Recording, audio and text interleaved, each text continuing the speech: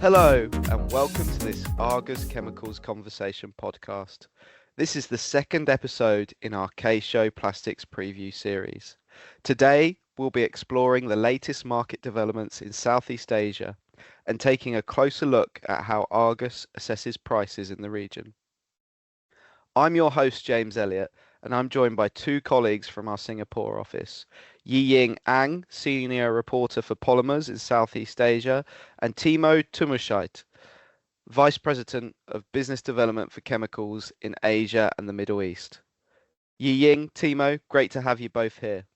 Thanks, James. Glad to be part of the conversation. Likewise, looking forward to the discussion. Today, we're diving into how Argus assesses prices for polyethylene and polypropylene in Southeast Asia. But first, let's start with a quick market update. Yee Ying, what's the current situation in the region? We're currently heading into the peak manufacturing season, with converters preparing for year-end holidays and Lunar New Year consumption.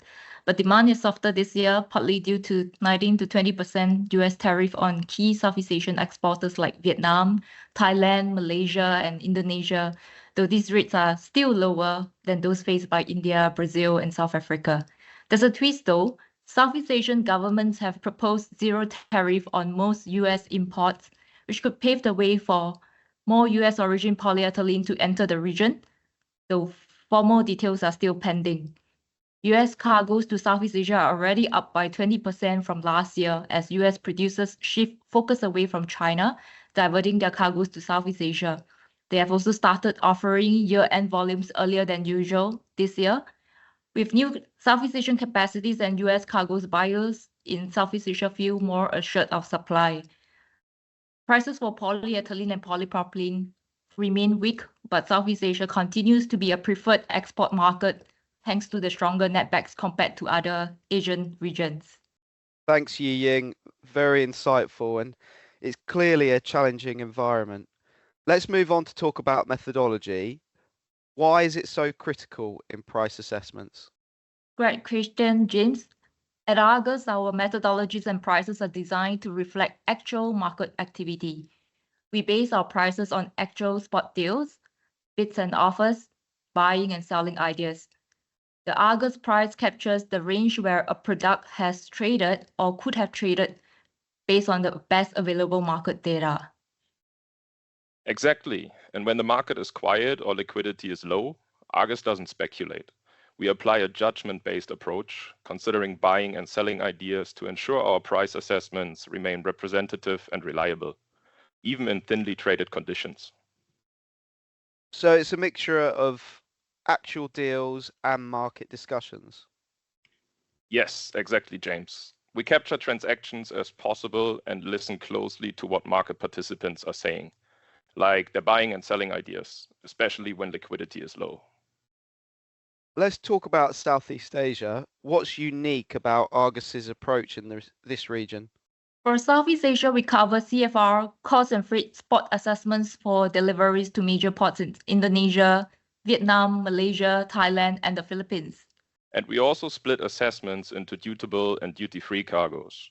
Duty-free typically comes from ASEAN origins, while dutiable includes imports from the Middle East and India. Additionally, we provide a dedicated assessment for the Vietnam market. Right, got it. What about cargo sizes and delivery windows? We actually consider cargo sizes between 100 to 500 tons. So with delivery windows ranging from 5 to 35 days forward from the assessment date. For polyethylene and polypropylene, there are numerous different grades. Let's start with polypropylene. What grades does Argus focus on and how are they assessed? We assess PP raffia, PP block copolymer grades with CFR Southeast Asia dutiable and duty-free assessments, and also a CFR Vietnam assessment. And how about polyethylene, Yee Ying? For polyethylene, we assess the LDP film, LLDP film, HDP film, and HDP blow molding grade, as well as the metallocene LLDPE grades. Thanks. Let's wrap up with transparency. How does Argus ensure data integrity in assessing prices in Southeast Asia? Great question, James. We verify the information we gather with multiple parties across converters, traders, and producers to ensure accuracy. Our numbers are also checked and audited to maintain reliability. That's right. And we also publish detailed commentaries that explain trades and market dynamics, highlighting deals and offers from various origins to keep our readers informed. So it's not just about publishing prices, it's about enabling smarter decisions. Exactly, James, because transparency is the foundation of market confidence. Thank you, Timo, Yee Ying.